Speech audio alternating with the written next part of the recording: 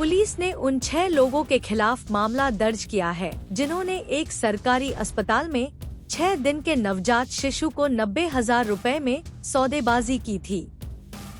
यह चौंकाने वाली घटना उल्हासनगर शहर के केंद्रीय सरकारी अस्पताल के परिसर में हुई। यह बात सामने आई कि बच्ची के माता पिता के परिवार की स्थिति खराब होने का कारण बताकर सौदा किया था।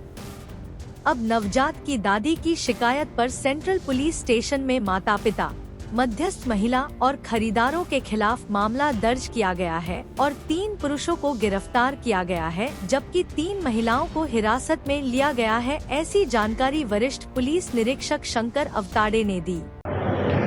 मराठा सेक्शनमध्ये राहणारे विजया गायकवाड नावाची महिला आहे, वयस्कर महिला। तिने पुलिसला तक्रार दिली की तिचा मुलगा विशाल व याला एक मुलगी झाली होती। ती सेंट्रल हॉस्पिटल या ठिकाणी होती। त्या ठिकाणी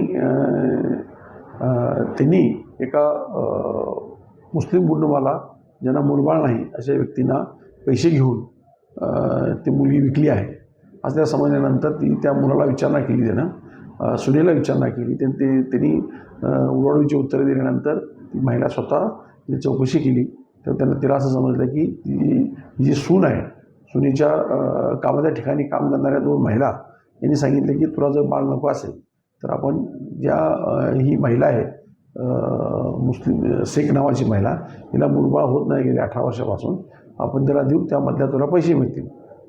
तर त्या दृष्टीने त्यांनी त्या मुलीला त्याला दिली होती। या तक्रारीवरून आम्ही त्यातील मुलगी 6 दिवसाची, परत तिचे आईवडील आणि विकत घेणारे आणि मध्यस्थी या सर्वांच्यावरती गुन्हा दाखल केलेला आहे। सर्वांना नोटीस दिलेली आहे। त्यातील पुरुषांना अटक केलेली आहे। मुलगी सध्या सेंट्रल हॉस्पिटलमध्ये आपण तिचे ट्रीटमेंट घेत आहोत। सर, व्यवहार कितीला ठरला होता आणि यात आरोपी एकंदरीत किती? त्यांचा व्यवहार 90,000 रुपये त्यांनी त्यामुळे घेतले होते। त्यामध्ये जी 6 वर्षाचा अर्भक आहे त्याचे आईवडील, 2 मध्यस्थी आणि विकत घेणारे शेख कुटुंबीय हे असे 6 आरोपी यामध्ये आहेत।